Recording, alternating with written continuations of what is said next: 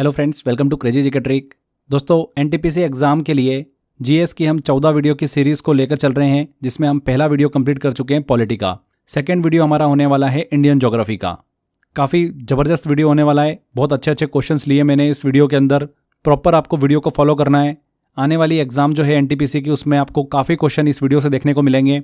अगर आप सीरियसली अच्छे से इस वीडियो को फॉलो कर लेते हैं, पूरा कंप्लीट कर लेते हैं, मैक्सिमम क्वेश्चन इंडियन ज्योग्राफी के आपको इसी वीडियो से देखने को मिल जाएंगे। कौन कौन से टॉपिक हमने इस वीडियो में कवर करें, तो introduction of India, physical division of India, Himalaya and mountains, river system, climate, atmosphere, soil, national park and biosphere reserve, minerals, agriculture, census, जनगणना वाला topic, transportation, tribes and vegetation, इन सभी टॉपिक को कवर किया है। यहीं से हमको मैक्सिमम क्वेश्चन देखने को मिलते हैं।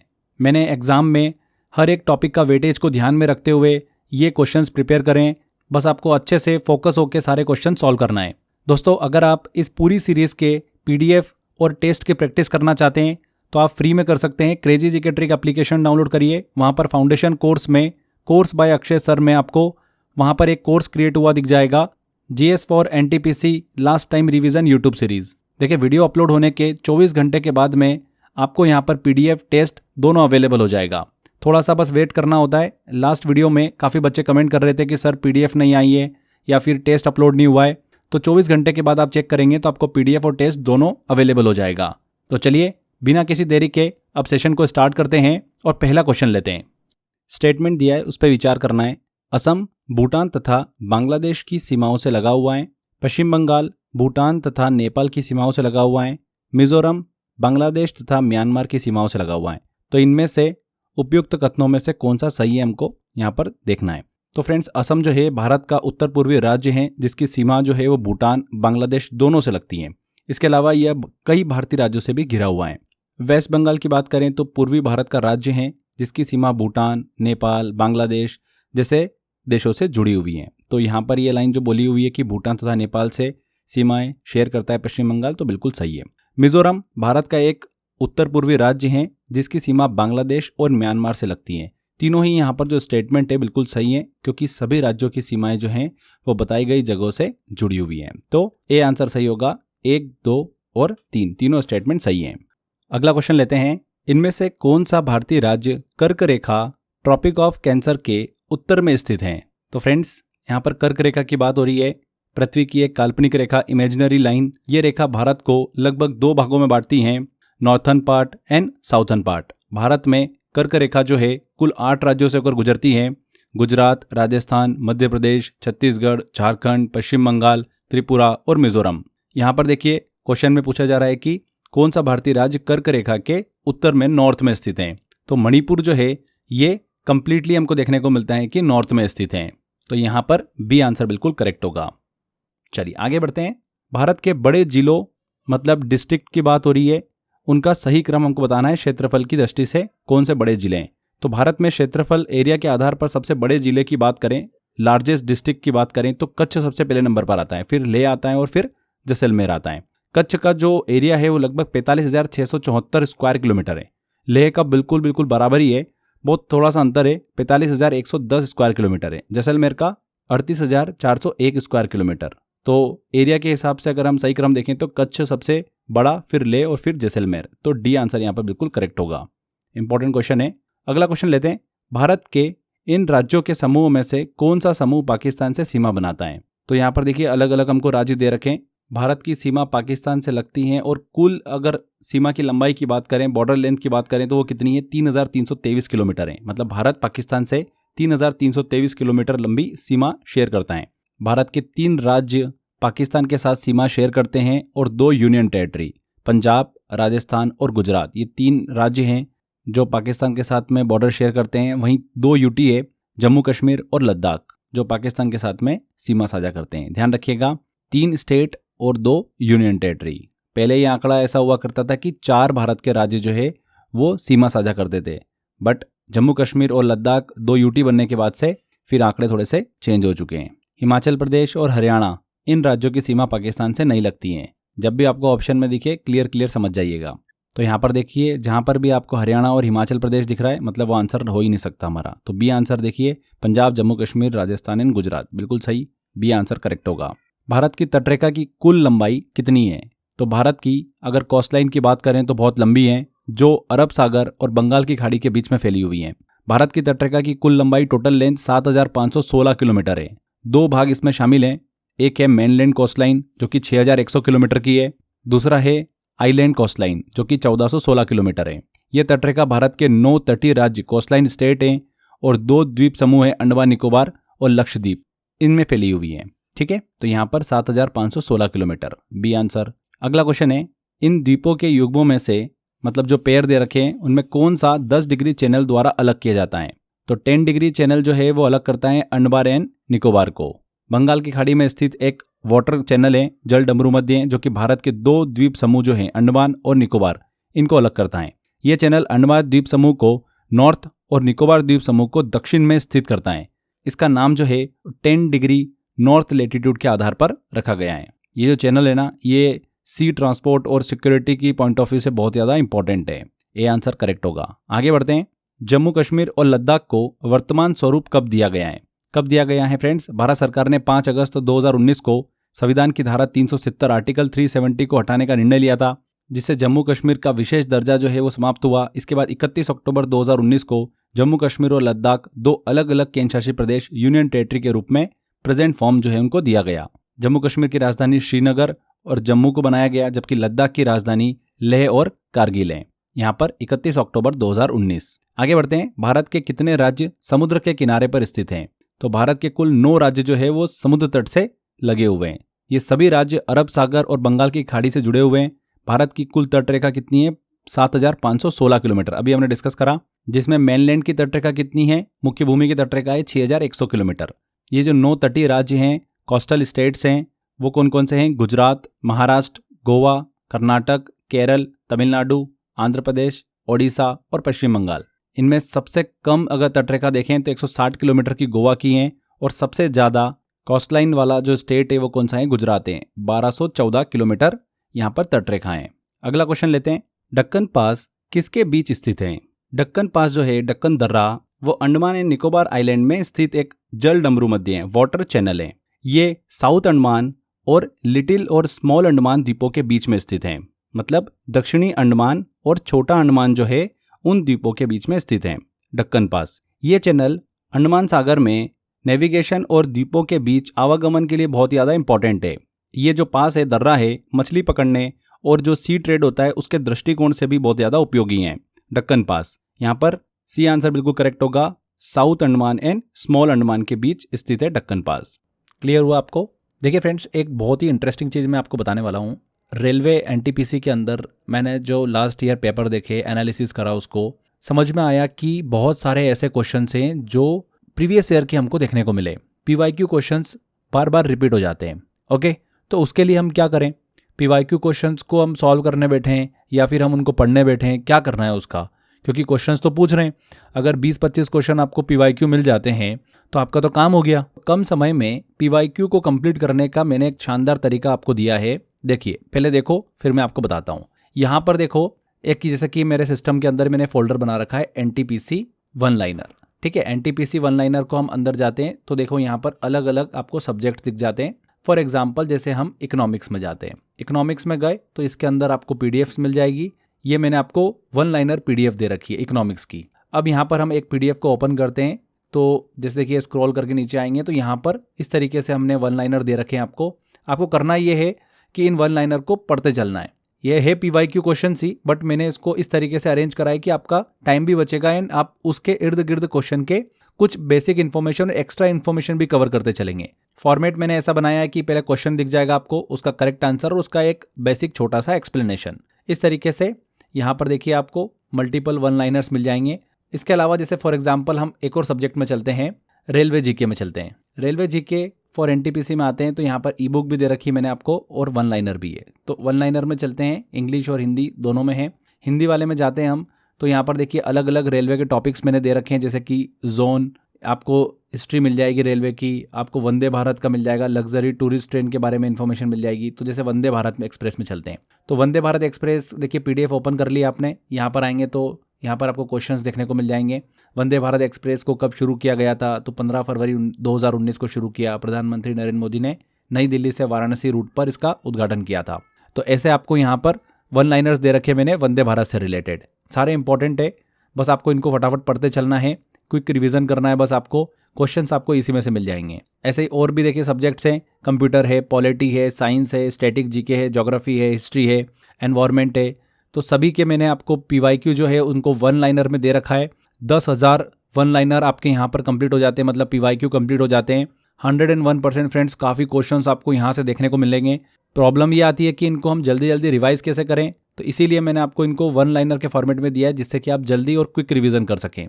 तो यहाँ पर इस फोल्डर का अगर आपको एक्सेस लेना है, मतलब 10,000 एनटीपीसी वन लाइनर को आपको अगर डाउनलोड करना है तो आप कहाँ से ले सकते हैं। देखिए, crazy GK trick application download करो।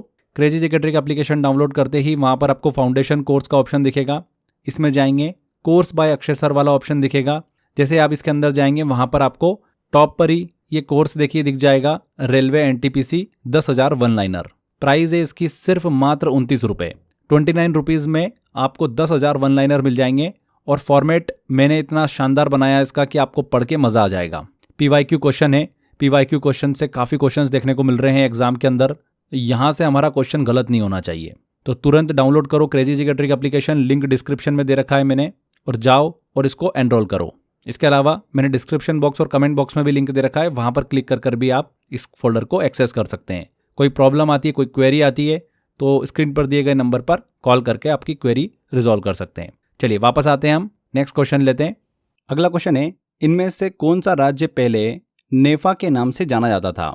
तो नेफा के नाम से जाना जाता था अरुणाचल प्रदेश। नेफा का पूरा नाम क्या था, नॉर्थ ईस्ट फ्रंटियर एजेंसी, उत्तर पूर्व सीमांत एजेंसी। भारत की स्वतंत्रता के बाद में यह क्षेत्र जो है असम राज्य के अंतर्गत आता था। बाद में 1972 में इसे यूनियन टेरिटरी बनाया गया, इसका नाम पड़ा अरुणाचल प्रदेश। 1987 में फिर अरुणाचल प्रदेश को फुल स्टेट का दर्जा मिला था। अरुणाचल प्रदेश भारत का सबसे पूर्वोत्तर राज्य है जो कि चाइना से इंटरनेशनल बॉर्डर बनाता है। यहाँ पर अरुणाचल प्रदेश को पहले नेफा के नाम से जाना जाता था। नेक्स्ट क्वेश्चन आता है, पड़ोसी देशों से मिलने वाली सीमा के संदर्भ में कौन सा कथन असत्य है। तो देखिए यहाँ पर 4 दे रखा है, पाकिस्तान रेडक्लिफ, चीन मैकमोहन, अफगानिस्तान डुरंड, श्रीलंका रॉयल सीमा।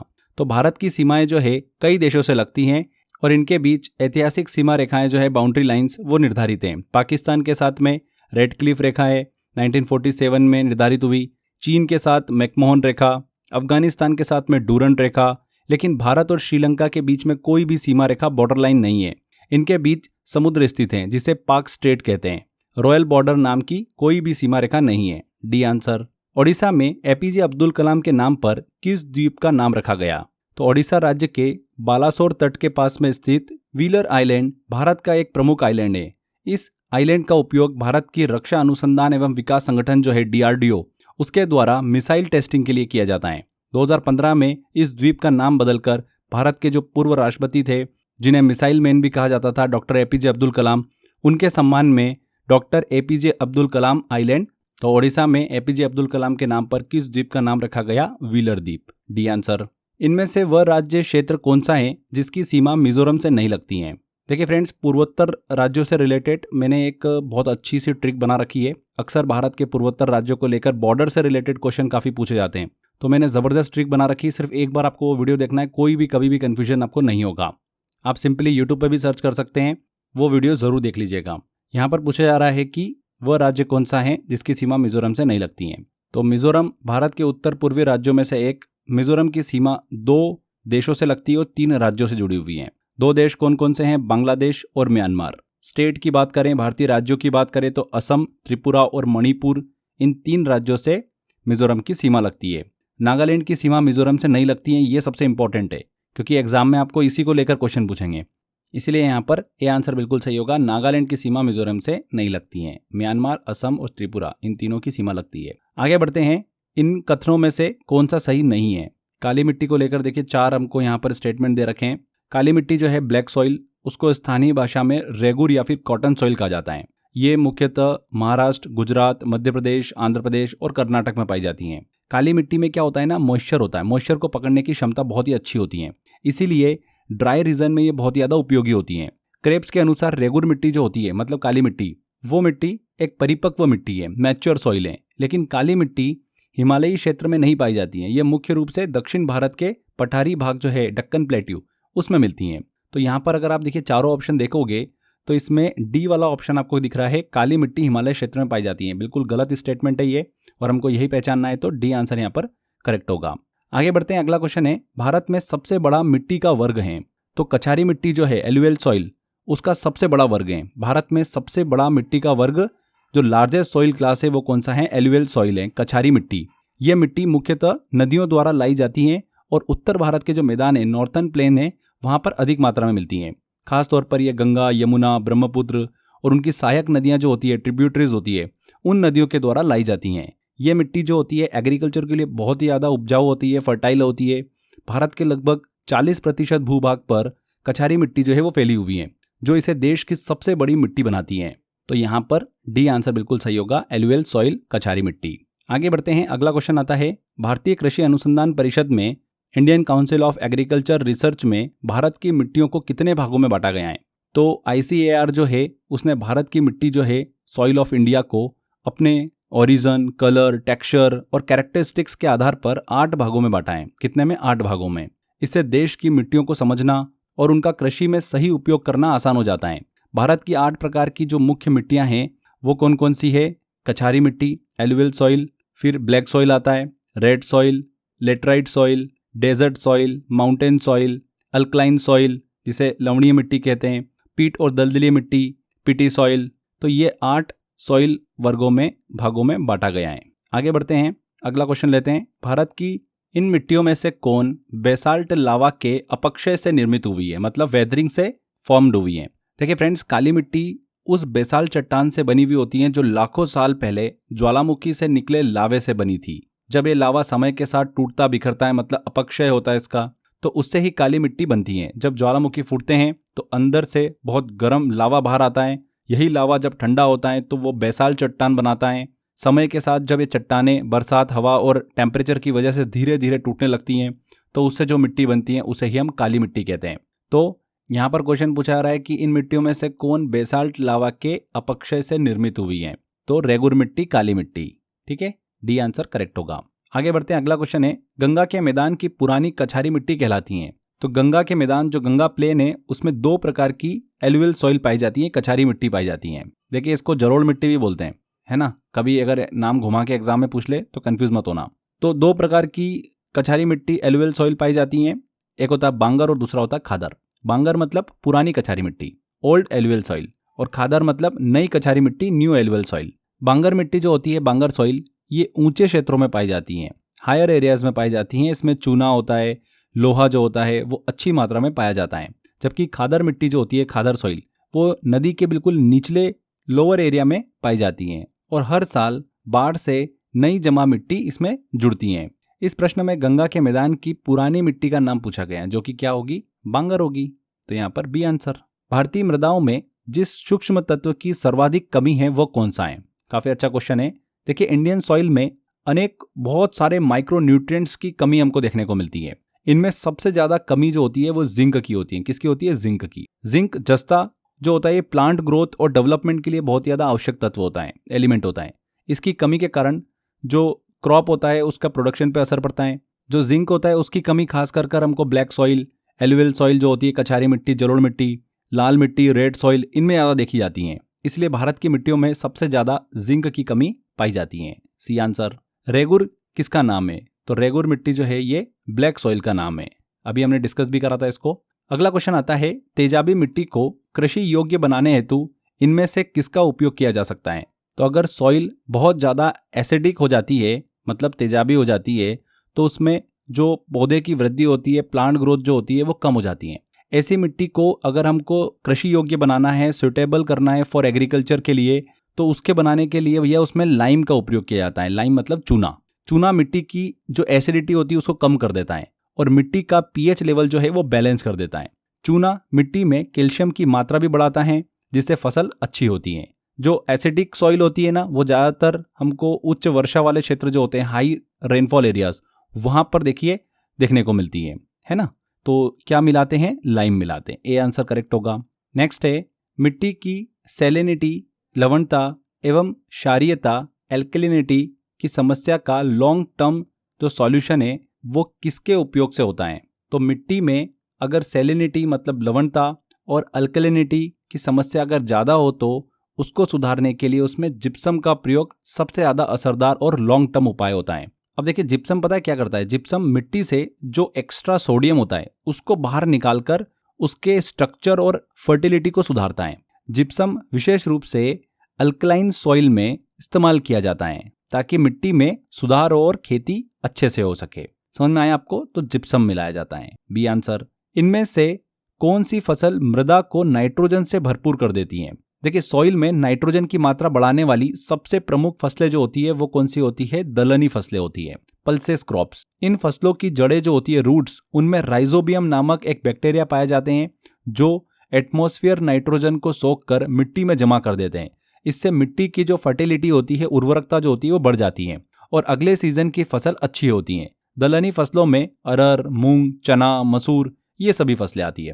तो यहाँ पर बी आंसर सही होगा, पल्सेस क्रॉप्स। अगला क्वेश्चन है इनमें से किस मिट्टी को इसकी सेल्फ कल्टीवेशन विशेषता के कारण न्यूनतम जुताई की आवश्यकता होती है?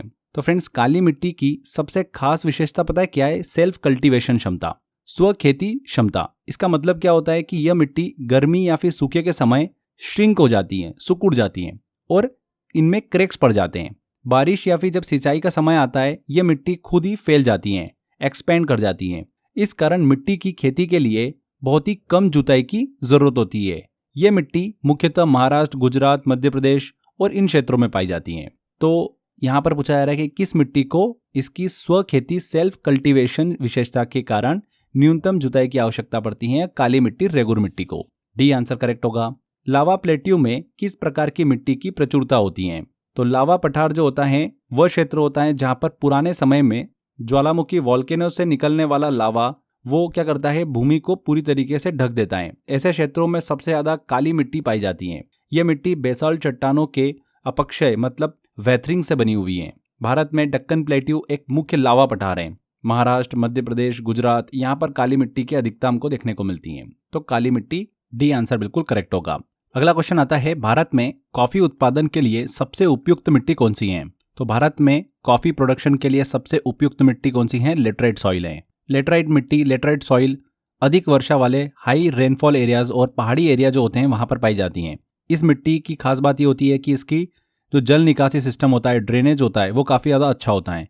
इसमें ज़रूरी जो पोषक तत्व होते हैं, न्यूट्रिएंट्स होते हैं जो कॉफ़ी की खेती के लिए अनुकूल होते हैं। भारत में मुख्य रूप से ये कर्नाटक, केरल, तमिलनाडु, वेस्टर्न घाट्स, इन क्षेत्रों में लेटराइट मिट्टी में कॉफ़ी का उत्पादन सबसे ज़्यादा देखने को मिलता है। तो laterite soil, C answer correct होगा। भारत में पहली बार जनगणना कब हुई थी? काफ़ी अच्छा क्वेश्चन है। इंडिया में पहली बार सेंसस जनगणना 1872 में कराई गई थी। इस जनगणना का उद्देश्य देश की जनसंख्या, पॉपुलेशन और सोशल इकोनॉमिक कंडीशन की जानकारी एकत्र करना था। हालांकि 1872 की जो जनगणना थी पूरी तरीके से सिस्टमेटिक नहीं थी। भारत में पहली व्यवस्थित रूप से नियमित जनगणना जो थी, प्रॉपर सेंसस, वो 1881 ईस्वी में कराई गई थी, जो हर 10 साल में कराई जाती हैं। लेकिन पहली शुरुआत जो है वो 1872 से मानी जाती हैं, इसलिए बी आंसर यहाँ पर करेक्ट होगा। नेक्स्ट आता है क्वेश्चन, 2011 की जनगणना स्वतंत्रता प्राप्ति के बाद की कौन सी जनगणना है? तो इंडिया में इंडिपेंडेंस के बाद पहली जनगणना सेंसस वर्ष 1951 में कराई गई थी। इसके बाद हर 10 साल पर जनगणना कराई जाती हैं। इस क्रम में 2011 की जनगणना स्वतंत्रता प्राप्ति के बाद भारत की 7वीं जनगणना थी। कुल मिलाकर अगर भारत के इतिहास की बात करें तो 2011 की जो जनगणना थी भारत की 15वीं जनगणना थी, लेकिन स्वतंत्रता के बाद इसे 7वीं जनगणना माना जाता है। तो यहाँ पर सी आंसर बिल्कुल करेक्ट होगा। सेंसस, जनगणना से रिलेटेड काफ़ी क्वेश्चन एग्जाम में देखने को मिलते हैं। सॉइल, जनगणना वाला टॉपिक, ये तो बहुत ही इंपॉर्टेंट हो जाते हैं एग्जाम पॉइंट ऑफ व्यू से, तो इन पे थोड़ा सा अच्छा फोकस हमको रखना है। नेक्स्ट आता है क्वेश्चन, जनगणना के आकार की दृष्टि से भारत का सबसे छोटा राज्य कौन सा है? तो 2011 की जनगणना के अनुसार भारत का सबसे कम पॉपुलेशन वाला राज्य कौन सा है? सिक्किम है। सिक्किम की जो कुल पॉपुलेशन है मात्र 6 लाख के लगभग है। ये 2011 के जनगणना के हिसाब से हम बात कर रहे हैं। सिक्किम जो है हिमालय रीजन में स्थित है। इसकी सीमाएं जो है भूटान, तिब्बत और नेपाल से जुड़ी हुई है। यह भारत का सबसे छोटा जनसंख्या वाला राज्य है। लीस्ट पॉपुलेटेड स्टेट हैं, जबकि सबसे ज्यादा जनसंख्या वाला राज्य कौन सा है? उत्तर प्रदेश है, यूपी है। तो यहाँ पर ए आंसर करेक्ट होगा। अगला क्वेश्चन आता है 2011 में देश के निम्नलिखित राज्यों में से किसमें साक्षरता दर जो लिटरेसी रेट है वो सबसे कम थी? तो 2011 की जनगणना के अनुसार भारत में साक्षरता दर जो है लिटरेसी रेट वो 74.04% थी। लेकिन अगर हम स्टेट वाइज बात करें तो बिहार में सबसे कम साक्षरता दर 61.8% दर्ज हुई थी। कहाँ पर? बिहार में। इसका मुख्य कारण यहाँ की पिछड़ी शिक्षा व्यवस्था, पुअर एजुकेशन सिस्टम और पॉवर्टी और रूरल पॉपुलेशन का ज़्यादा होना है। जबकि सबसे ज़्यादा साक्षरता दर जो है वो केरल में दर्ज की गई थी, 94% से अधिक। तो यहाँ पर बी आंसर। 2011 की जनगणना के अनुसार इनमें से किस राज्य में लिंगानुपात मतलब लोवेस्ट सेक्स रेशियो देखने को मिला? सबसे कम लिंगानुपात किस राज्य में देखने को मिला है? तो 2011 की जनगणना के अनुसार फ्रेंड्स भारत में जो औसतन लिंगानुपात है, सेक्स रेशियो है, वो 943 महिलाएं प्रति 1000 पुरुष ये दर्ज किया गया। कितना? 943 महिलाएं प्रति 1000 पुरुष। लेकिन अगर हम हरियाणा राज्य में देखें तो यह संख्या सबसे कम थी, सिर्फ 879 महिलाएं प्रति 1000 पुरुष। इसका मुख्य कारण यहाँ की बेटियों की घटती संख्या और सामाजिक सोच, सोशल मेंटेलिटी को माना जाता है। तो हरियाणा में सबसे लोवेस्ट सेक्स रेशियो हमको देखने को मिला। लिंगानुपात सबसे कम किस राज्य में है? हरियाणा में, 2011 की जनगणना के अनुसार। भारत की जनसंख्या में ऋणात्मक वृद्धि दर किस दशक में दर्ज की गई थी? तो भारत के इतिहास में पॉपुलेशन ग्रोथ रेट केवल एक बार नेगेटिव रही और ये घटना 1911 से 1921 के दशक में हुई थी। इस दौरान जनसंख्या में कमी का कारण प्लेग, महामारी, अकाल और प्रथम विश्व युद्ध था। इसे जनसंख्या वृद्धि का महान विभाजन, great divide of population growth कहा जाता है। 1911 से 1921 बी आंसर। 2011 के अंतिम जनगणना परिणाम के अनुसार भारत में जनसंख्या घनत्व क्या है? पॉपुलेशन डेंसिटी क्या है भैया? तो 2011 की जनगणना के अनुसार बात करें तो जनसंख्या घनत्व पॉपुलेशन डेंसिटी है 382 प्रति वर्ग किलोमीटर। जनसंख्या घनत्व का अर्थ क्या होता है? पॉपुलेशन डेंसिटी का मतलब क्या होता है कि प्रति वर्ग किलोमीटर क्षेत्र में रहने वाले लोगों की संख्या। तो भारत में सबसे अधिक अगर हम पॉपुलेशन डेंसिटी वाले स्टेट की बात करें तो वो बिहार में हमको देखने को मिलती है, 1106 व्यक्ति प्रति वर्ग किलोमीटर। और सबसे कम अरुणाचल प्रदेश में मात्र 17 व्यक्ति प्रति वर्ग किलोमीटर। ठीक है। और अगर हम भारत की बात करें जनसंख्या घनत्व की तो वो है 382 प्रति व्यक्ति वर्ग किलोमीटर। क्लियर?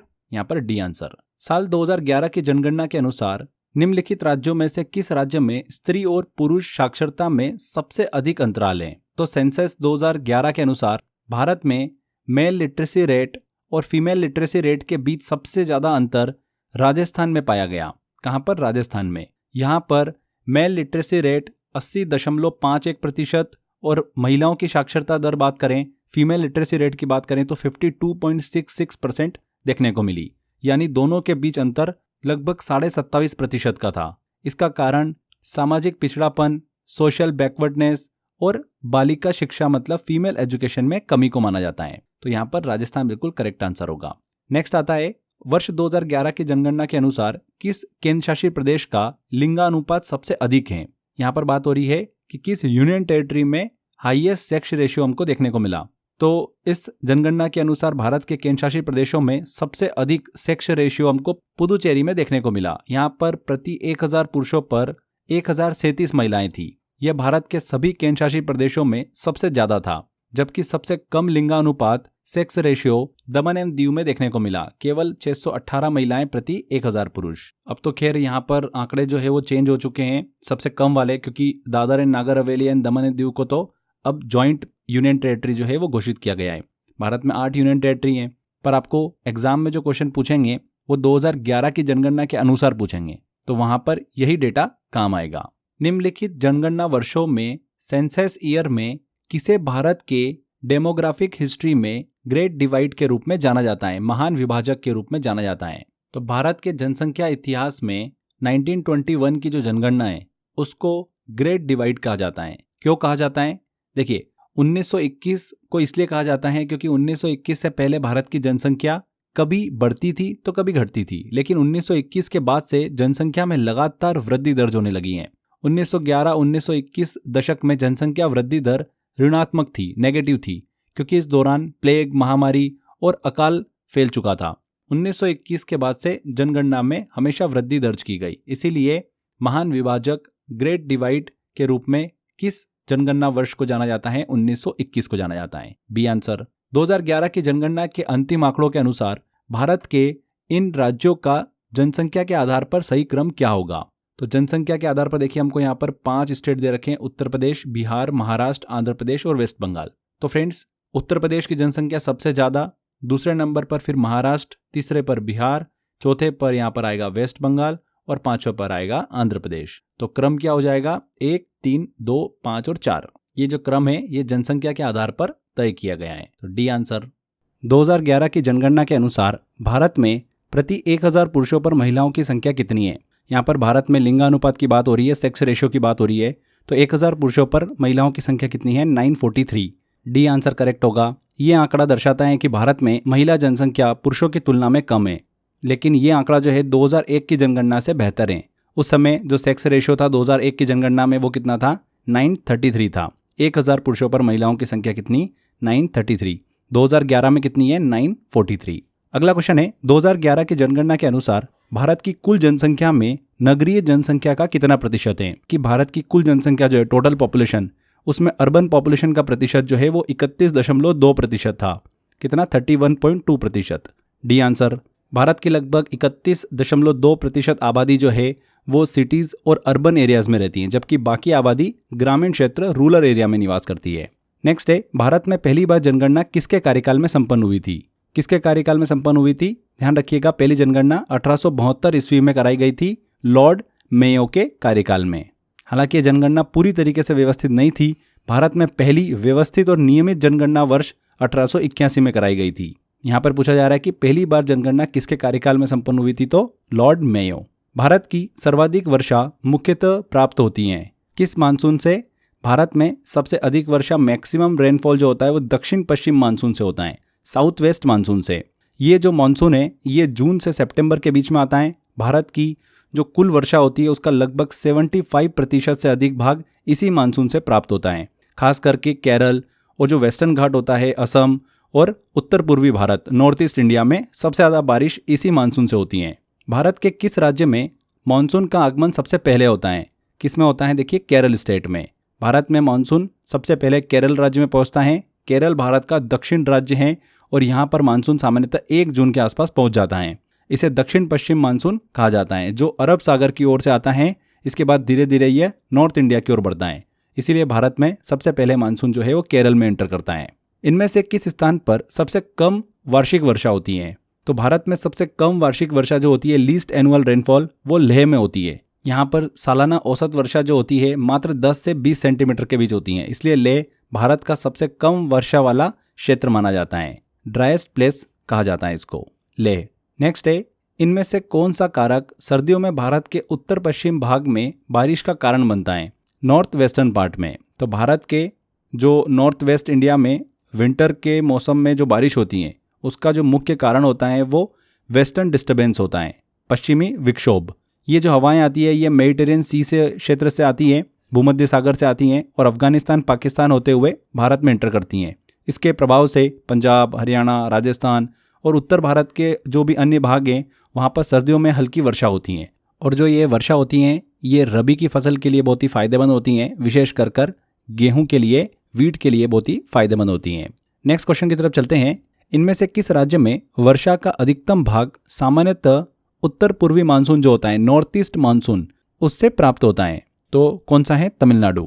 जो तमिलनाडु है नॉर्थ ईस्ट मानसून से सबसे ज़्यादा वर्षा जो है वो प्राप्त करता है। जब दक्षिण पश्चिमी मानसून जो होता है, साउथ वेस्ट मानसून, वो समाप्त हो जाता है तब अक्टूबर से दिसंबर के बीच में उत्तर पूर्वी मानसून सक्रिय होता है। इसका प्रभाव खासतौर पर तमिलनाडु और दक्षिण आंध्र प्रदेश में देखने को मिलता है। तमिलनाडु की वार्षिक वर्षा का लगभग 50 से 60% भाग इसी से प्राप्त होता है। किससे? नॉर्थ ईस्ट मानसून से। यहाँ पर तमिलनाडु बिल्कुल करेक्ट आंसर होगा। मानसून पूर्व वर्षा जो केरल और कर्नाटक के तटीय क्षेत्रों में एक सामान्य घटना है, उसको स्थानीय तौर पर किस नाम से जाना जाता है? तो केरल और कर्नाटक के जो तटीय क्षेत्र हैं वहाँ पर मानसून के आने से पहले अप्रैल मई के बीच में जो बारिश होती है उसे स्थानीय भाषा में मैंगो शार कहते हैं, आम्र वर्षा। इस बारिश से आम के फलों को पकने में सहायता मिलती है, इसीलिए इसे आम्र वर्षा के नाम से जाना जाता है, मैंगो शार के नाम से। ये जो वर्षा है दक्षिण भारत के साथ ही कभी कभी असम और पश्चिम बंगाल में भी देखने को मिलती है। यहाँ पर ए आंसर सही होगा, मैंगो शार। अगला क्वेश्चन है, दक्षिण पश्चिम मानसून में उत्पन्न होता है। दक्षिण पश्चिम मानसून जो है, साउथ वेस्ट मानसून, भारत की सबसे महत्वपूर्ण मौसमी हवा है, सीजनल विंड है, जो मुख्य रूप से हिंद महासागर में उत्पन्न होती हैं। तो यहाँ पर इंडियन ओशन बिल्कुल करेक्ट आंसर होगा। दक्षिण पश्चिमी मानसून हिंद महासागर में उत्पन्न होता है। ये मानसून अरब सागर और बंगाल की खाड़ी से नमी लेकर भारत के जो तटीय क्षेत्र हैं, कोस्टल एरियाज है, वहाँ से प्रवेश करता है। भारत में इसका आगमन सबसे पहले केरल में होता है जून के पहले सप्ताह में, फिर धीरे धीरे ये पूरे भारत में फैल जाता है। क्लियर, आगे बढ़ते हैं। दक्षिण भारत के पहाड़ी क्षेत्रों में मौजूद इनमें से कौन सी मिट्टी इस क्षेत्र को चाय और कॉफी की कृषि के लिए उपयुक्त बनाती हैं? साउथ इंडिया के पहाड़ी क्षेत्र जो हिली एरियाज है, वहाँ पर लेटराइट मिट्टी पाई जाती है और ये मिट्टी उच्च तापमान और भारी वर्षा वाले क्षेत्रों में बनती है। लेटराइट मिट्टी में जो ड्रेनेज होता है, जल निकासी बहुत अच्छा होता है, इसकी बनावट हल्की होती है। यही कारण है कि ये मिट्टी चाय और कॉफ़ी की खेती के लिए बहुत ही ज़्यादा उपयुक्त मानी जाती है। केरल, कर्नाटक, तमिलनाडु में विशेष रूप से इस मिट्टी में चाय और कॉफ़ी की खेती होती है। तो लेटराइट मिट्टी। नेक्स्ट क्वेश्चन आता है, लेटराइट मिट्टी, लेटराइट सॉइल किन क्षेत्रों में विकसित होती हैं? तो फ्रेंड्स, लेटराइट मिट्टी जो है मुख्यतः उन क्षेत्रों में बनती है जहाँ पर हाई टेम्परेचर होता है और हेवी रेनफॉल होती हैं। वर्षा के कारण मिट्टी से जो पोषक तत्व होते हैं, न्यूट्रिएंट्स होते हैं, वो धुल जाते हैं। जो मिट्टी बचती है वही लेटराइट मिट्टी कहलाती हैं। यह मिट्टी साउथ इंडिया और वेस्टर्न घाट, नॉर्थ ईस्ट इंडिया, इन पहाड़ी क्षेत्रों में पाई जाती हैं। तो यहाँ पर high temperature and heavy rainfall, ये आंसर। काली मिट्टी मुख्यतः इनमें से किस राज्य में पाई जाती हैं? तो काली मिट्टी जो है ये महाराष्ट्र में पाई जाती हैं। काली मिट्टी को ही रेगुन मिट्टी या फिर कॉटन सॉइल कहते हैं। नेक्स्ट क्वेश्चन आता है, बांग्लादेश में प्रवेश करने के बाद नदी को निचले मार्ग में जमुना नदी के रूप में जाना जाता है। कौन सी नदी है वो? तो ब्रह्मपुत्र नदी भारत के असम राज्य से बांग्लादेश में प्रवेश करती हैं। बांग्लादेश में प्रवेश करने के बाद इस नदी को जमुना नदी के नाम से जाना जाता है। भारत में इसे ब्रह्मपुत्र और तिब्बत में इसे सांगपो के नाम से जाना जाता है। जमुना नदी आगे जाकर गंगा नदी से मिलती हैं और फिर यह संयुक्त रूप से पद्मा के नाम से जानी जाती हैं। यहाँ पर ब्रह्मपुत्र बिल्कुल करेक्ट आंसर है। चलिए आगे देखिए, एक छोटी सी इन्फॉर्मेशन आप सभी के लिए, जो भी स्टूडेंट एसएससी एग्जाम की तैयारी कर रहे हैं, एसएससी की अलग अलग एग्जाम की तैयारी कर रहे हैं, फ्रेंड्स आप सभी के लिए 90 डेज का मेरा मेंटरशिप प्रोग्राम स्टार्ट हो चुका है। आप इसको कभी भी ज्वाइन कर सकते हैं। डे वाइज आपको प्रॉपर फॉलो करना है। इस मेंटरशिप प्रोग्राम में मैं आपको डेली स्टडी प्लान देता हूँ, डेली प्रैक्टिस टेस्ट मिलते हैं आपको, कितने घंटे आपको स्टडी करना है, कौन सा टॉपिक आपको पढ़ना है, सिस्टमेटिक तरीके से मैंने इसको पूरा प्लान किया आपके लिए। परफॉर्मेंस मैट्रिक्स भी मिलती है आपको, आप अपना यहाँ पर ट्रैक कर सकते हैं कौन सा टॉपिक वीक है, कौन सा टॉपिक स्ट्रांग है। उस हिसाब से हम यहाँ पर मेहनत करते हैं, प्रैक्टिस करते हैं। एसएससी की कोई भी एग्जाम की अगर आप तैयारी कर रहे हैं, CGL, CHSL, MTS, GD, Delhi police, उन सभी के लिए ये मेंटरशिप प्लान बिल्कुल आपके लिए परफेक्ट है। इस पूरे 90 डेज मेंटरशिप प्रोग्राम के थ्रू आप 21,000 प्लस क्वेश्चंस कर लेते हैं। English, maths, reasoning, polity, GS, vocab, current affair सभी यहाँ पर कवर हो जाता है आपका। मेंटरशिप प्रोग्राम को और डिटेल में अगर आप समझना चाहते हैं तो मैंने इसके लिए एक डेडिकेटेड वीडियो बना भी रखा है, आप उसको देख सकते हैं। अगर आप मेंटरशिप प्रोग्राम को ज्वाइन करना चाहते हैं तो आप crazy GK trick application download कर लीजिए। वहाँ पर फाउंडेशन कोर्स में कोर्स बाय अक्षय सर में आपको ज्वाइन करने वाला ऑप्शन दिया हुआ है। इसके अलावा लिंक मैंने डिस्क्रिप्शन बॉक्स और कमेंट बॉक्स में भी पिन कर रखी है। तो एक छोटी सी अपडेट थी आप सभी के लिए। चलिए वापस आते हैं हमारे लेक्चर पर। अगला क्वेश्चन आता है, इनमें से कौन सी सिंधु नदी की सहायक नदी नहीं है?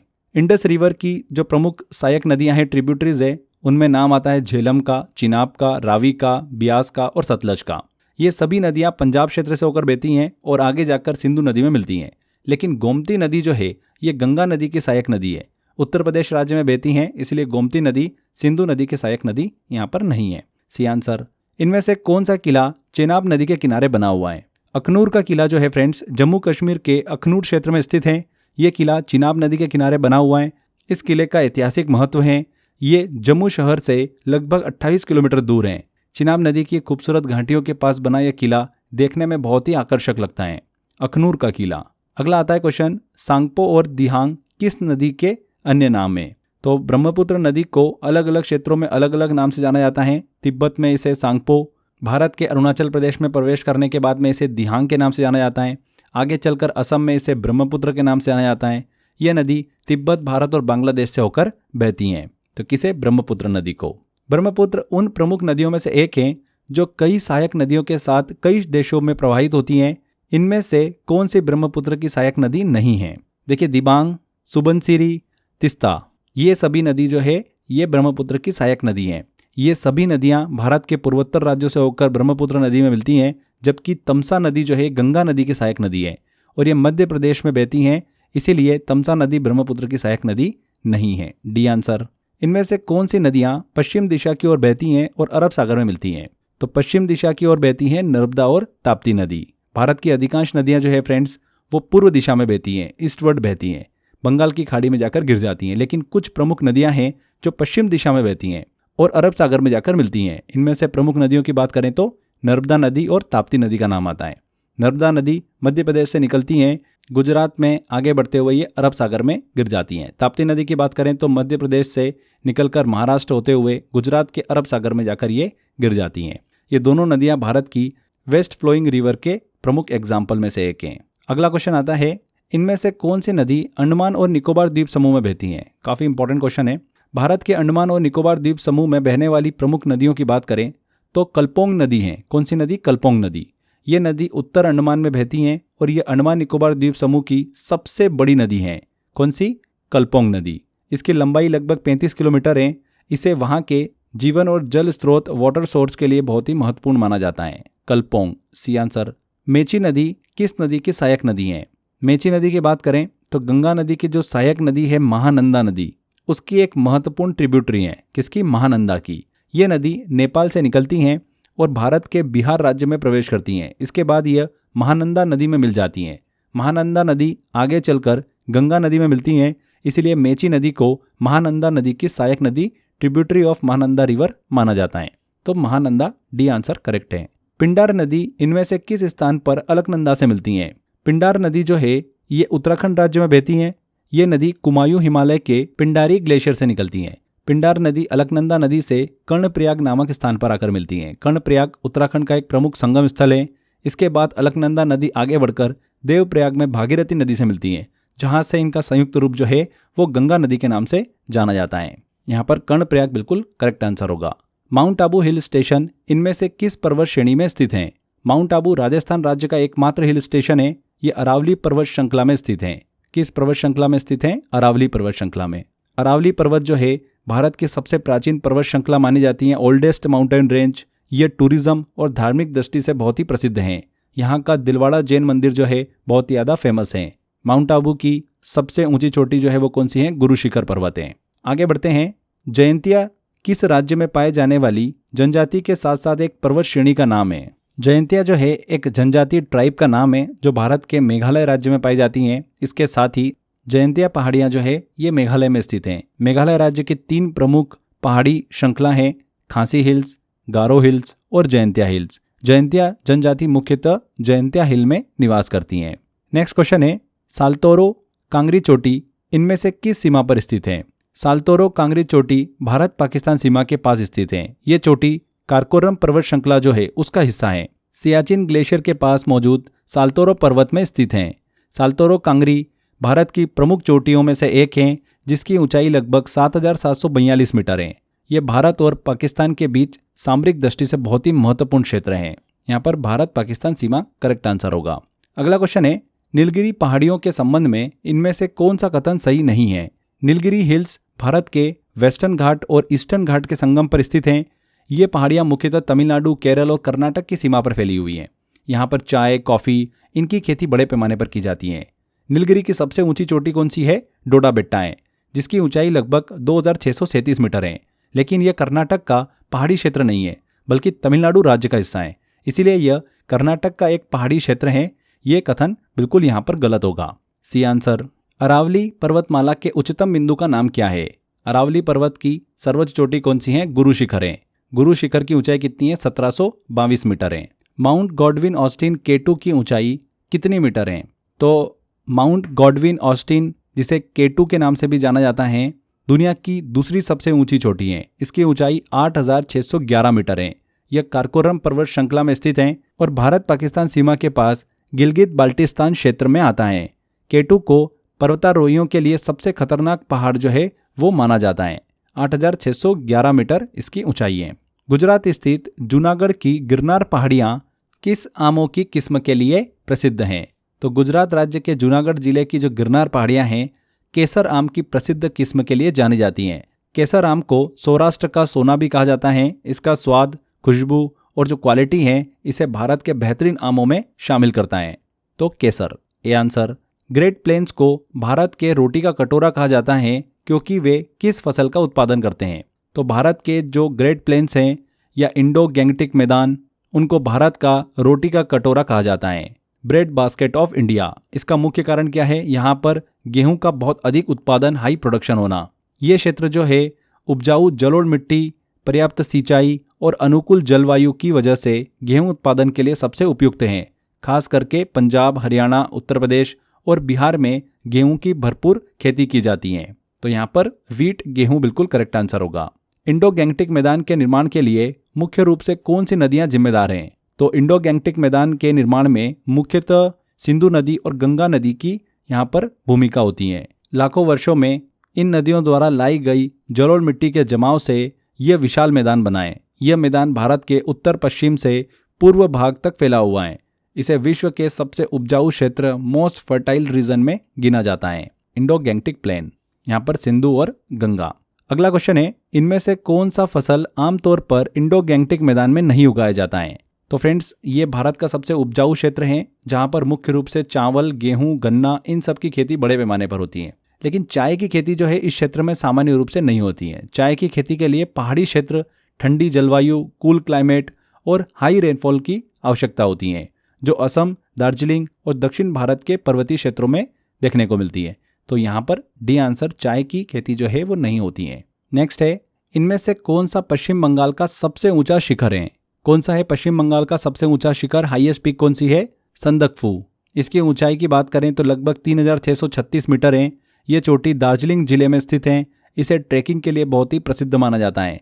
यहाँ से विश्व की 4 सबसे ऊंची चोटियां माउंट एवरेस्ट, कंचनजंगा, लोत्से और मकालू भी दिखाई देते हैं। यहाँ पर ए आंसर बिल्कुल सही होगा, संदकफू। नेक्स्ट क्वेश्चन है, कौन सा पठार, कौन सा प्लेट्यू एक आयताकार ब्लॉक, रेक्टेंगुलर ब्लॉक है जो भारतीय उपमहाद्वीप के पठार का उत्तर पूर्वी दिशा में विस्तार द्वारा निर्मित है? तो मेघालय प्लेट्यू जो है ये एक आयताकार रेक्टेंगुलर प्लेट्यू है जो भारतीय प्रायद्वीपीय पठार का उत्तर पूर्वी विस्तार है। ये जो प्लेट्यू है असम और बांग्लादेश की सीमा के पास स्थित है। मुख्यतः 3 भागों में बटा हुआ है, गारो हिल्स, खासी हिल्स और जयंतिया हिल्स। ये क्षेत्र भारी वर्षा के लिए बहुत ही प्रसिद्ध हैं, खास करके चेरापूंजी और मौसिनराम जैसे स्थानों की वजह से। यहाँ पर मेघालय प्लेट्यू बिल्कुल करेक्ट आंसर होगा। अगला क्वेश्चन है, इनमें से कौन सा शिखर झारखंड का सबसे ऊंचा शिखर है? तो झारखंड राज्य की सबसे ऊंची चोटी की बात करें तो वो कौन सी है? पारसनाथ की चोटी। इसकी ऊंचाई लगभग 1365 मीटर है। यह चोटी गिरिडीह जिले में स्थित है। इसे जैन धर्म के लिए बहुत ही पवित्र स्थान माना जाता है। पारसनाथ हिल को समेत शिखर भी कहा जाता है क्योंकि जैन धर्म के 24 में से 20 तीर्थंकरों को यहाँ पर मोक्ष प्राप्त हुआ था। तो पारसनाथ झारखंड की हाईएस्ट पीक, डी आंसर। इनमें से कौन से पहाड़ और उनके क्षेत्र सही ढंग से मेल खाते हैं? यहाँ पर देखिए, पटकाई हिल की बात करें तो वेस्टर्न घाट बताया हुआ है जो कि गलत है, ये पूर्वोत्तर भारत में है।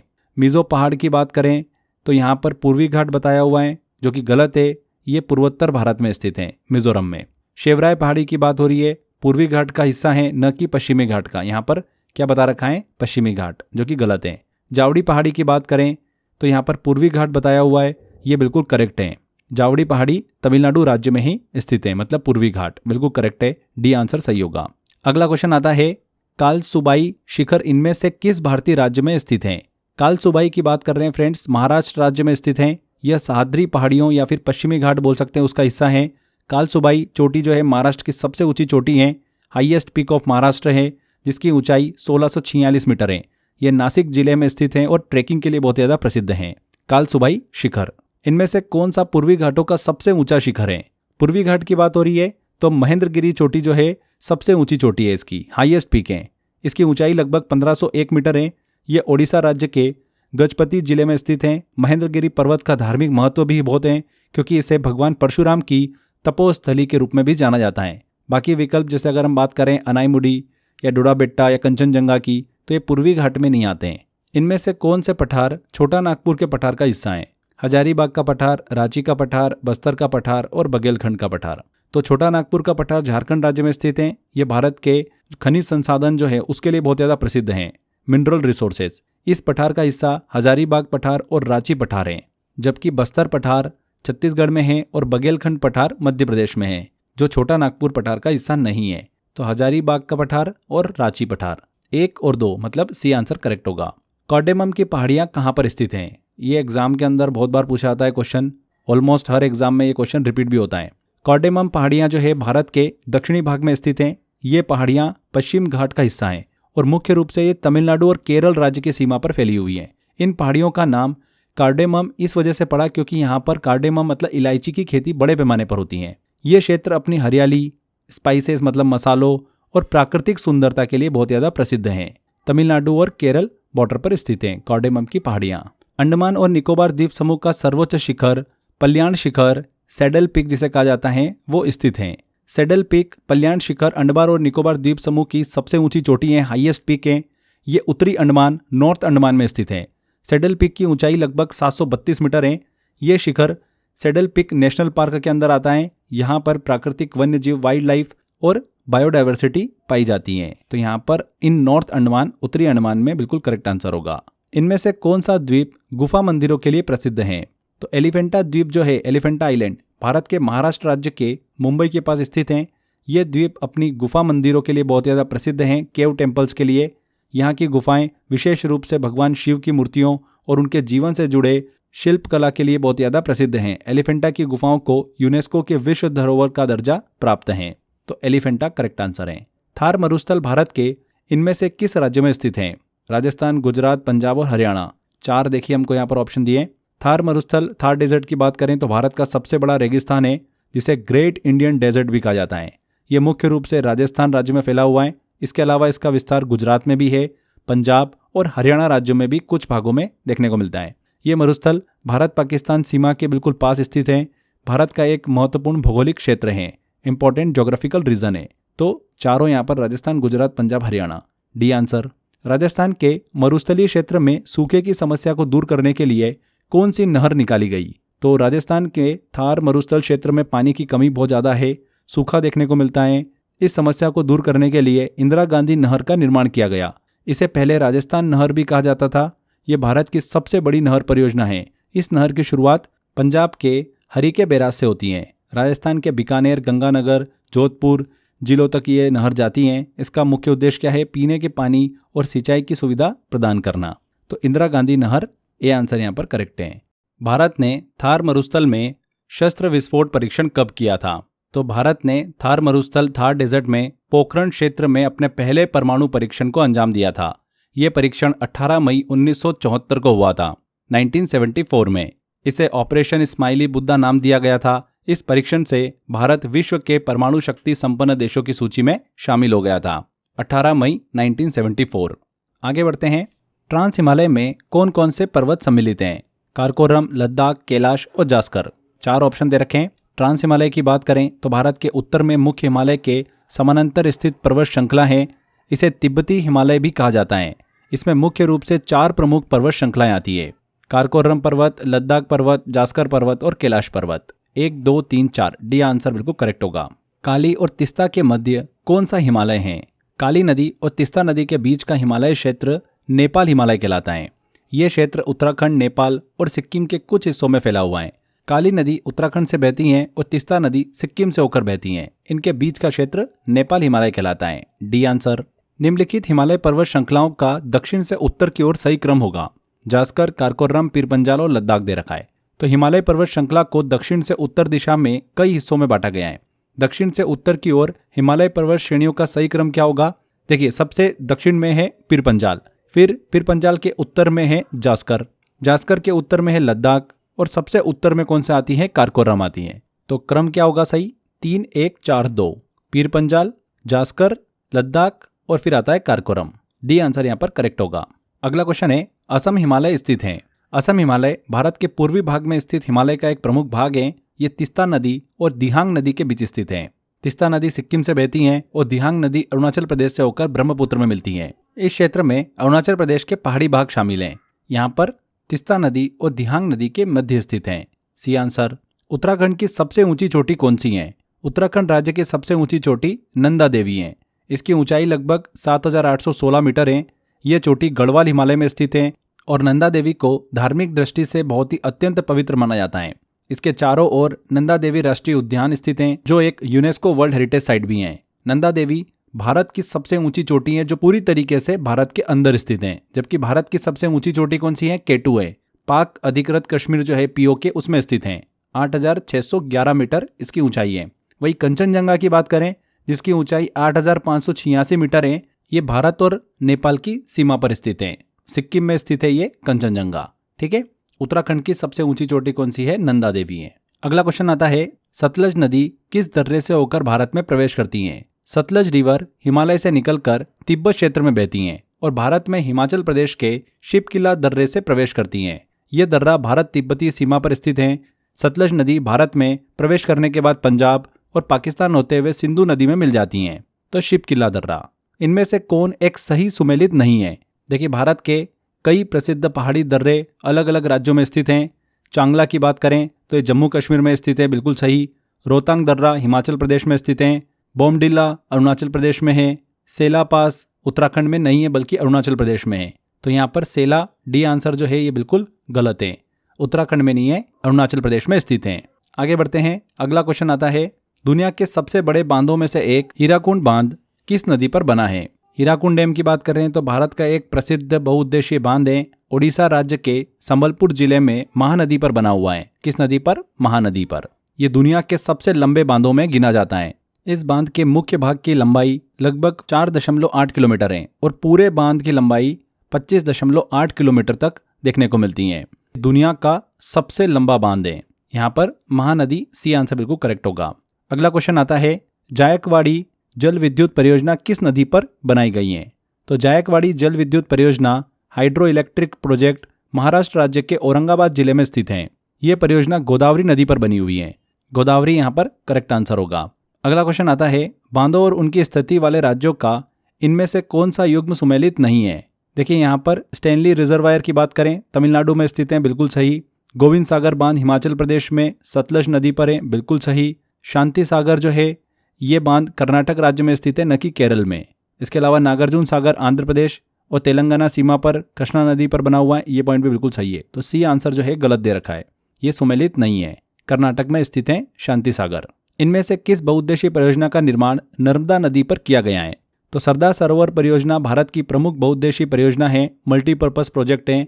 ये परियोजना नर्मदा नदी पर गुजरात राज्य में स्थित है। इस बांध का निर्माण जल आपूर्ति, इरिगेशन, सिंचाई, जल विद्युत उत्पादन, बाढ़ कंट्रोल इनके उद्देश्यों से किया गया है। इसे भारत का जीवन रेखा परियोजना भी कहा जाता है। सरदार सरोवर परियोजना यहाँ पर करेक्ट आंसर होगा। नेक्स्ट क्वेश्चन है, इनमें से किस जंगल के पौधों पेड़ों की जड़ें पानी में डूबी होती हैं? मैंग्रोव वन समुद्री तटीय क्षेत्रों में पाए जाते हैं। ये जंगल मुख्यतः खारे पानी वाले इलाके में उगते हैं। इसके पौधों की जड़ें जो होती है, रूट जो होती है, हमेशा पानी में डूबी हुई रहती हैं। भारत में सुंदरवन, मैंग्रोव वन पश्चिम बंगाल में और अंडमान निकोबार द्वीप समूह में मुख्य रूप से पाए जाते हैं। यहाँ पर mangrove forest A answer correct होगा। पश्चिम बंगाल में स्थित सुंदरबन एक एग्जाम्पल है। किसका एग्जाम्पल है ये? सुंदरबन जो है पश्चिम बंगाल में स्थित है। यह विश्व का सबसे बड़ा मैंग्रोव फॉरेस्ट का एग्जाम्पल है। D answer. सुंदरबन खारे पानी के तटीय क्षेत्र में स्थित है जहाँ पर मैंग्रोव के विशेष प्रकार के पेड़ पाए जाते हैं।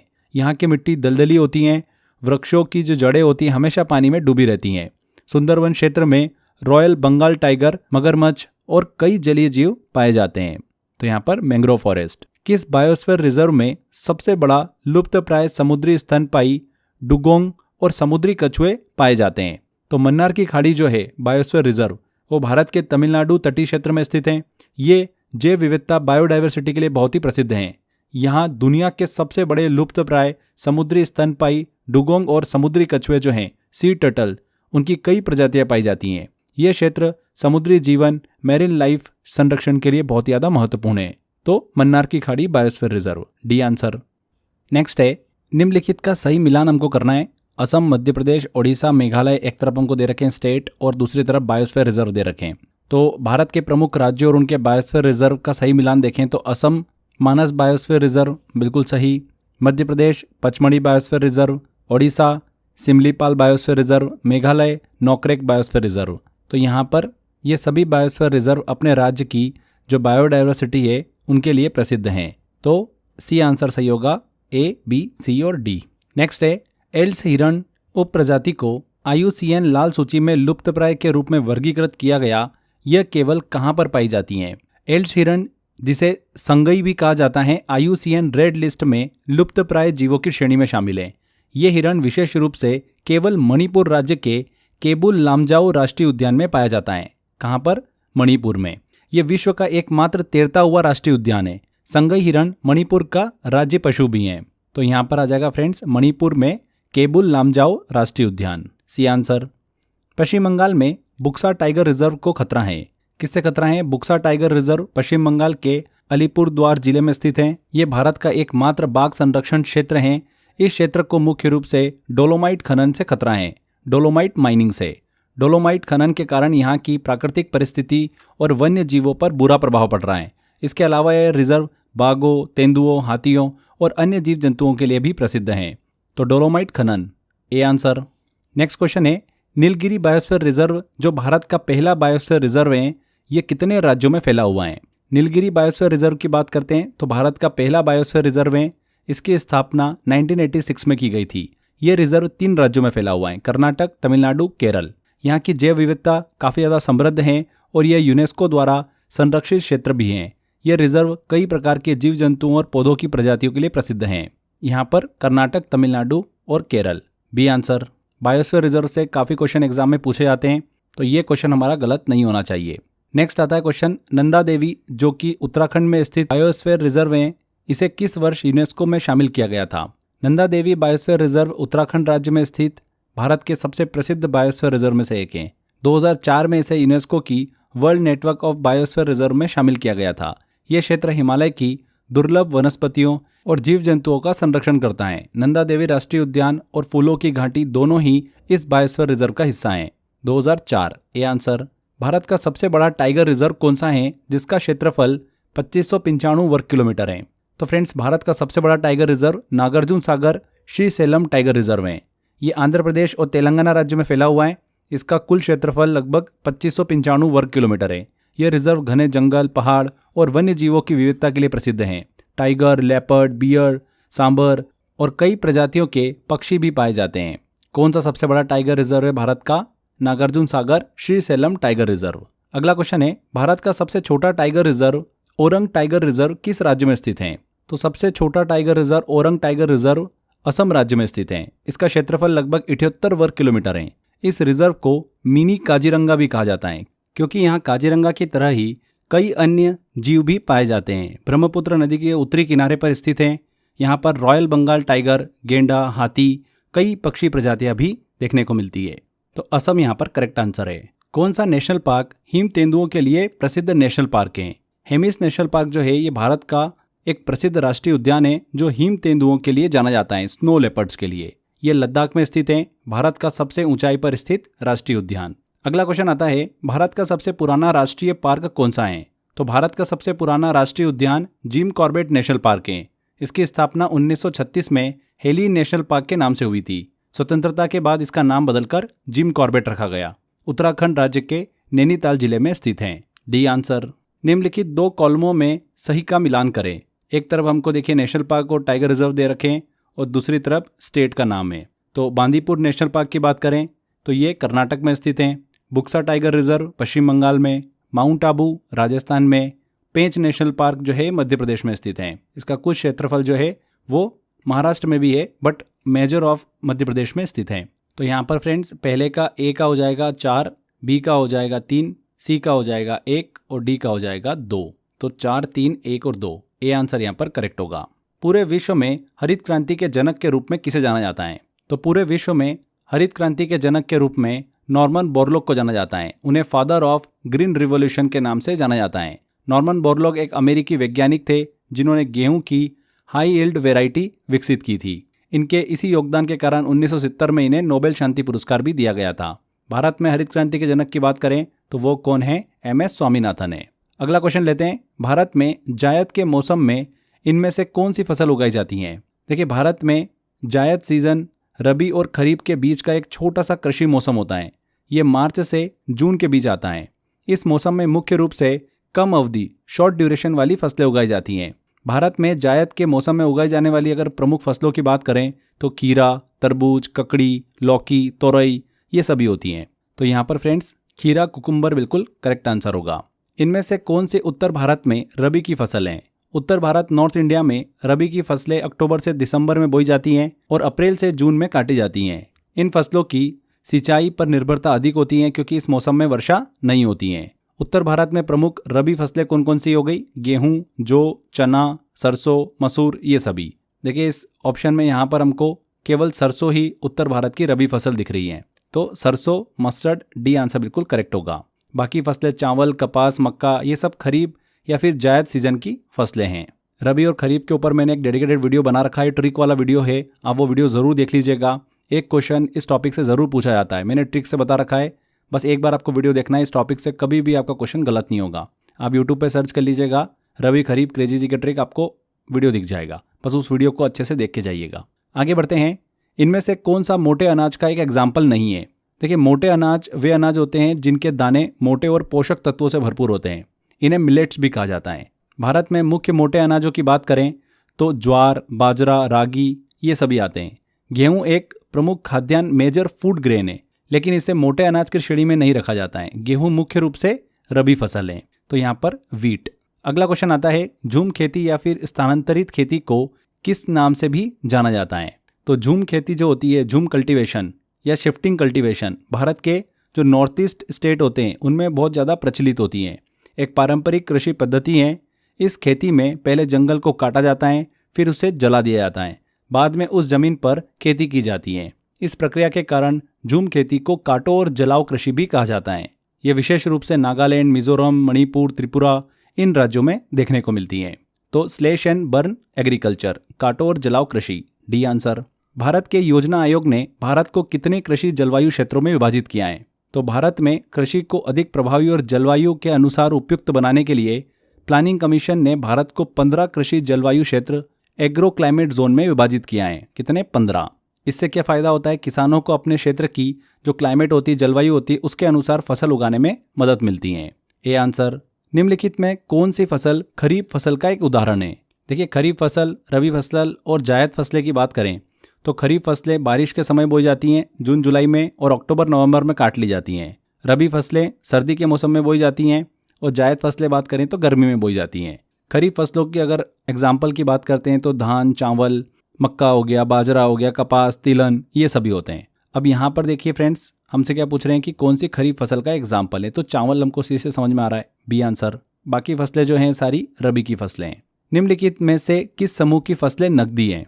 देखिए नकदी फसलें मतलब कैश क्रॉप क्या होती है? ये वो फसलें होती है जिन्हें मुख्य रूप से व्यापार के लिए उगाया जाता है, कमर्शियल पर्पस से, यानी इनका उपयोग घरेलू खाने की बजाय बेचने के लिए अधिक होता है। मेजर कैश क्रॉप की बात करें तो कपास हो गया, कॉटन हो गया, शुगर केन गन्ना, बनाना हो गया, चाय, कॉफ़ी, जूट ये सभी। तो यहाँ पर देखिए फ्रेंड्स, आपको ऑप्शन सी दिख रहा है, कपास, गन्ना और केला बिल्कुल करेक्ट आंसर होगा। जया, पद्मा और कृष्णा निम्नलिखित में से किस धान्य की उन्नत किस्में हैं?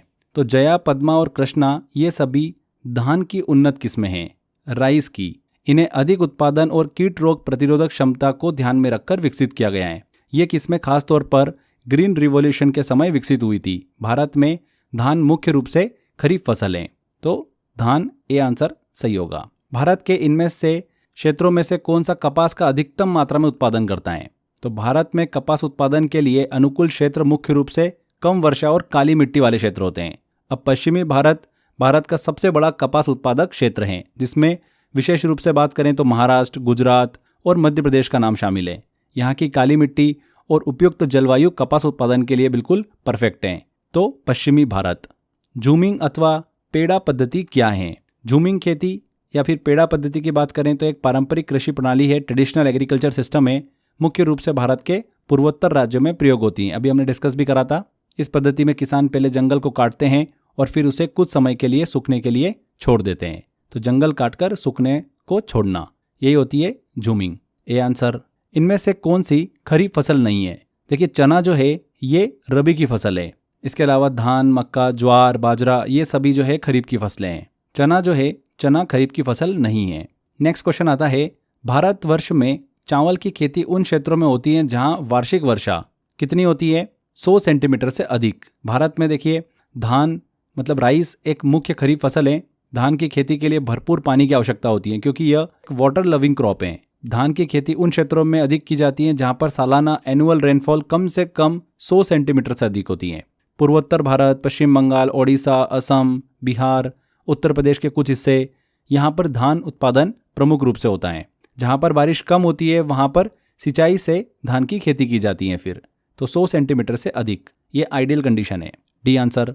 पहचाने कि भारत में कृषि के संबंध में इनमें से कौन से कथन सही हैं। भारत में रबी की फसलें अक्टूबर से दिसंबर तक बोई जाती हैं और अप्रैल से जून तक काटी जाती हैं। भारत में रबी के दौरान उगाई जाने वाली महत्वपूर्ण फसलें धान, मक्का, चना, सोयाबीन और सरसों हैं।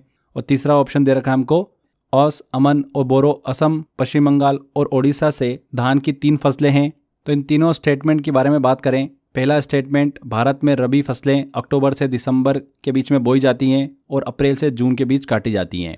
ये पॉइंट बिल्कुल सही है। सेकंड वाला ऑप्शन आप देखोगे तो भारत में रबी के दौरान उगाई जाने वाली महत्वपूर्ण फसलें धान, मक्का, चना, सोयाबीन और सरसों हैं।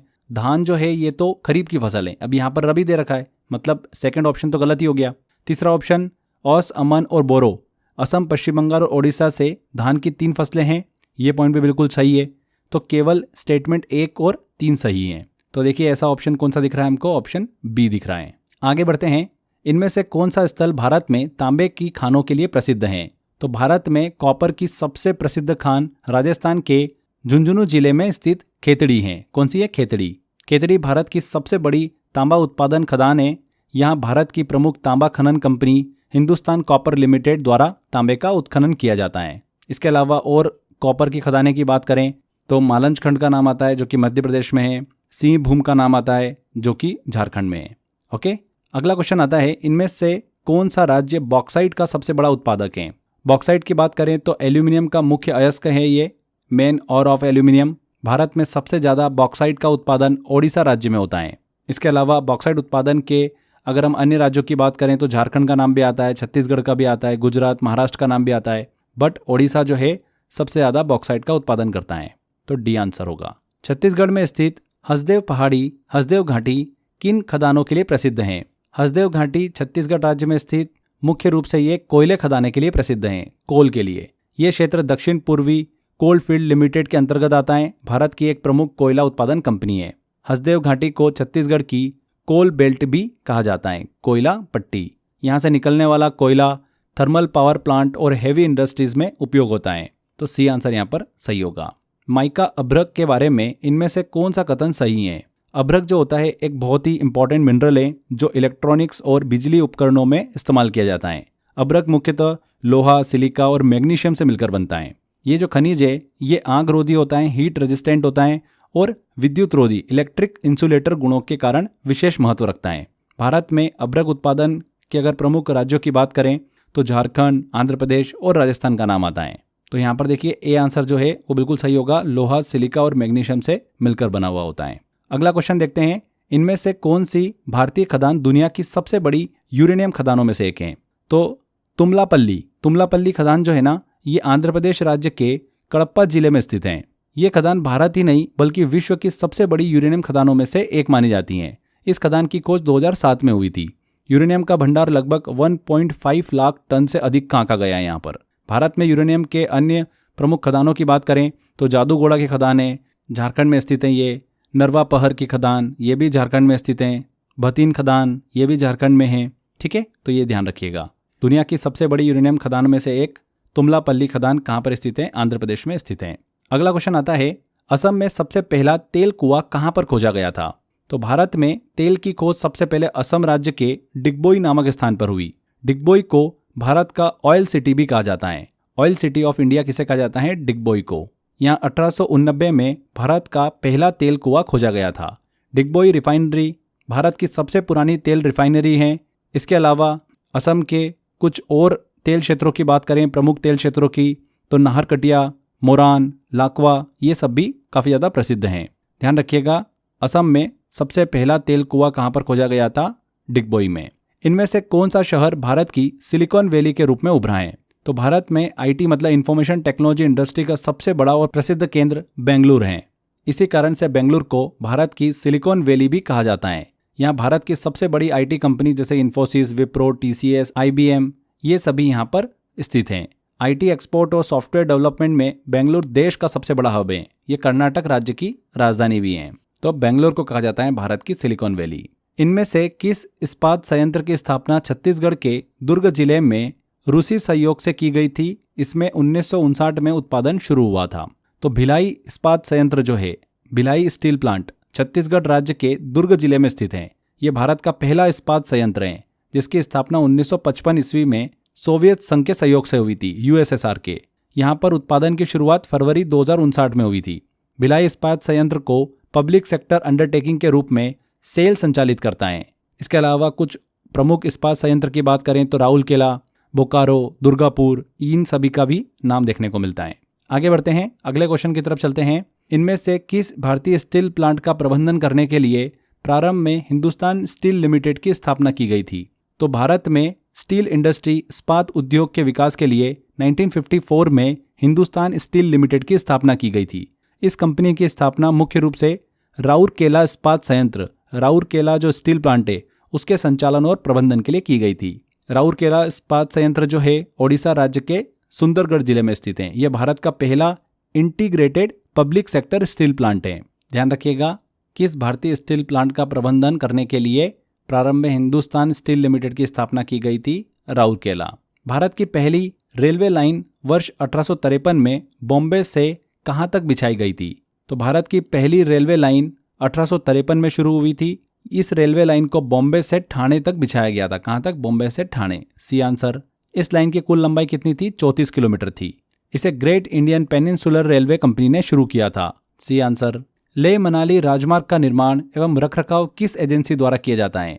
लेह मनाली राजमार्ग की बात करें, हाईवे की बात करें तो भारत के दो प्रमुख क्षेत्र मनाली और लेह को जोड़ने वाला एक महत्वपूर्ण पर्वतीय राजमार्ग है। इस राजमार्ग का निर्माण और रखरखाव बीआरओ के द्वारा किया जाता है, बॉर्डर रोड ऑर्गेनाइजेशन के द्वारा। बीआरओ भारत के रक्षा मंत्रालय, मिनिस्ट्री ऑफ डिफेंस के अंतर्गत कार्य करता है। यह संगठन विशेष रूप से सीमा क्षेत्रों और पहाड़ी इलाकों में सड़कों के निर्माण और देखरेख का कार्य करता है। लेह मनाली हाईवे स्ट्रेटेजिक रूप से भारत के लिए बहुत ही ज़्यादा महत्वपूर्ण है। तो यहाँ पर बीआरओ बिल्कुल करेक्ट आंसर होगा, डी आंसर। अगला क्वेश्चन है, नेशनल हाईवे राष्ट्रीय राजमार्ग NH-48 का विस्तार कहाँ तक है? NH-48 की बात करें तो भारत के उत्तर से दक्षिण दिशा को जोड़ने वाला एक प्रमुख राजमार्ग है। नेशनल हाईवे 48 का विस्तार दिल्ली से लेकर चेन्नई तक है।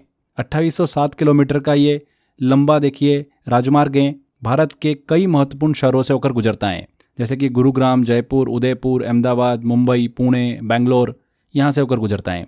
पहले NH-48 को NH-8 और NH-4 के नाम से जाना जाता था, लेकिन नई नेशनल हाईवे नंबरिंग सिस्टम के तहत इसे NH-48 कहा जाता है। ये भारत के सबसे लंबे राजमार्गों में से एक है। NH-48 कौन कौन से स्टेट से होकर गुजरता है? दिल्ली, हरियाणा, राजस्थान, गुजरात, महाराष्ट्र, कर्नाटक और तमिलनाडु।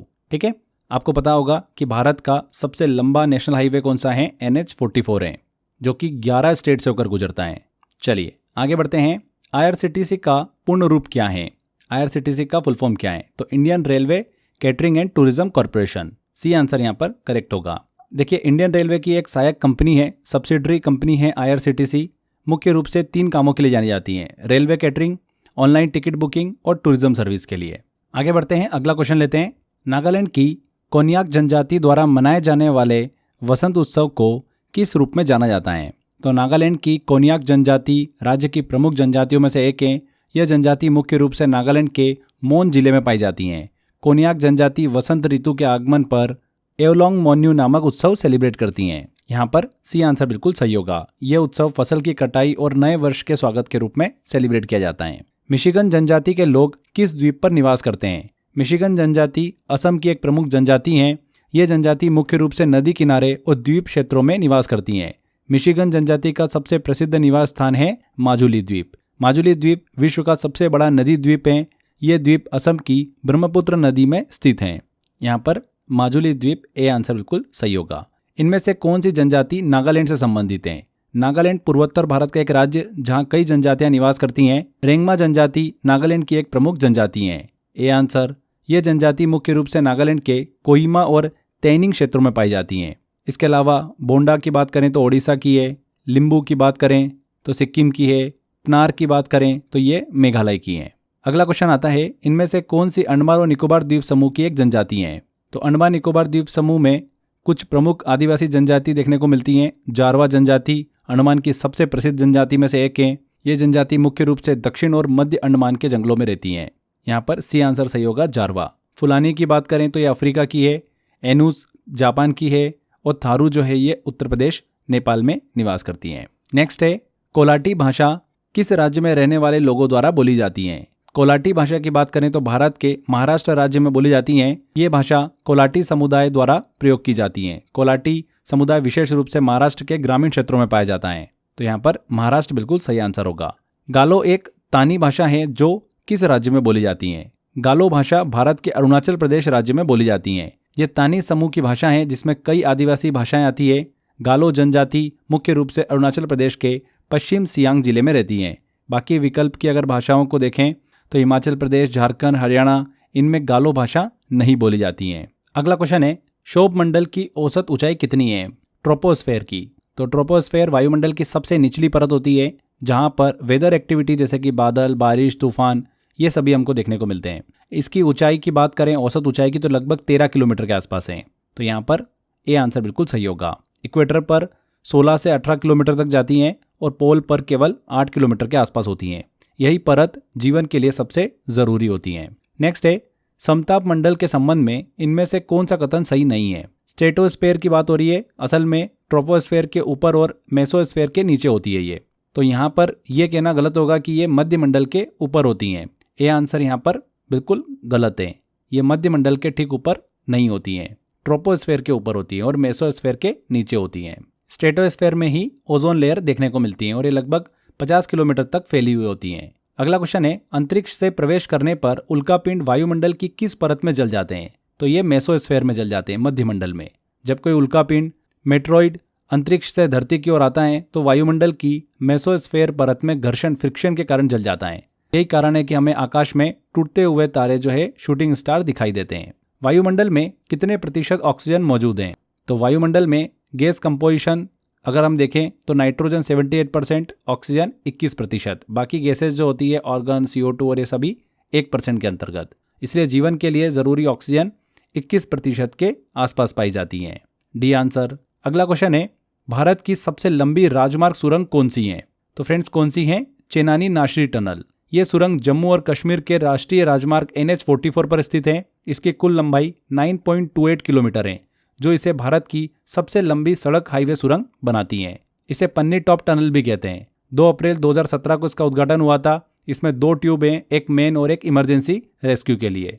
ध्यान रखिएगा, अगर ये ऑप्शन में नहीं हो और आपको अटल टनल दे रखा हो तो फिर अटल टनल करेक्ट आंसर होगा। अटल टनल की लंबाई कितनी है? 9.02 किलोमीटर है। पर अगर चेनानी नाशरी अगर आपको ऑप्शन में दिखे तो चेनानी नाशरी बिल्कुल करेक्ट आंसर होगा। डॉक्टर श्यामा प्रसाद मुखर्जी सुरंग के नाम से भी इसे जाना जाता है। तो यहाँ पर फ्रेंड्स हमारे ये सभी क्वेश्चन कंप्लीट होते हैं इंडियन ज्योग्राफी से रिलेटेड। आई होप आपने सारे क्वेश्चन बड़े आसानी से सॉल्व कर लिए होंगे। काफ़ी अच्छे क्वेश्चंस लिए हमने। अगर आपको इस वीडियो का PDF लेना है तो crazy GK trick application download कर लीजिएगा। वहाँ पर फाउंडेशन कोर्स में कोर्स बाय अक्षय सर में मैंने एक कोर्स बना रखा है। उस कोर्स में आपको इस पूरी सीरीज़ के PDF मिल जाएगी और MCQ प्रैक्टिस के लिए मैंने वहाँ पर टेस्ट भी दे रखा है। इसके अलावा 10,000 वन लाइनर मैंने निकाले हैं NTPC एग्ज़ाम को ध्यान में रखते हुए। ये 10,000 वन लाइनर जो हैं ये प्रीवियस ईयर क्वेश्चन ही है। मैक्सिमम GS के क्वेश्चन आपको इसी में से देखने को मिल जाएंगे। मात्र 29 रुपये प्राइस है इसका। इसको लेने का लिंक मैंने डिस्क्रिप्शन बॉक्स और कमेंट बॉक्स में दे रखा है। इसके अलावा क्रेजी जीके ट्रिक एप्लीकेशन पर फाउंडेशन कोर्स में कोर्स बाय अक्षय सर के अंदर आपको ये PDF मिल जाएगी, GS के 10,000 वन लाइनर फॉर NTPC। तो बिल्कुल भी देर नहीं करना है, तुरंत वन लाइनर लो। काफ़ी मेहनत से बनाया मैंने और बहुत ज़्यादा आपको फ़ायदा होने वाला भी है। काफ़ी बच्चों ने लिया है और लगातार पढ़ना स्टार्ट भी कर दिया है उन्होंने। GS ऐसा सब्जेक्ट है भैया कि NTPC में सिलेक्शन आपको यही दिलाएगा। रीजनिंग मैथ्स तो सभी लोग कर लेंगे, जो GS के अंदर हाईएस्ट स्कोर करेगा भैया सिलेक्शन उसी का होना है। तो एक एक नंबर की फाइट है, बिल्कुल सीरियस हो जाओ और सारे के सारे क्वेश्चन जो है सारे के सारे वन लाइनर पढ़ डालो। और ये 14 वीडियो की सीरीज़ को प्रॉपर फॉलो करना, सारे क्वेश्चंस लगाना, अच्छे से प्रैक्टिस करो। PDF डाउनलोड कर लो, प्रिंट ले लो, उसको बार बार रिवाइज करो। क्वेश्चन 100% बनेगा। तो आज के सेशन में फ्रेंड्स इतना ही। अगर आपको वीडियो में मेहनत अच्छी लगी है, वीडियो अच्छा लगा है तो वीडियो को लाइक ज़रूर कर दीजिएगा, शेयर कर दीजिएगा, इन कमेंट करके ज़रूर बताइएगा कि वीडियो कैसा लगा। अगर आपने अभी तक चैनल को सब्सक्राइब नहीं कराएं तो सब्सक्राइब भी कर लीजिए। मिलते हैं फ्रेंड्स अगले वीडियो में। Till then bye bye.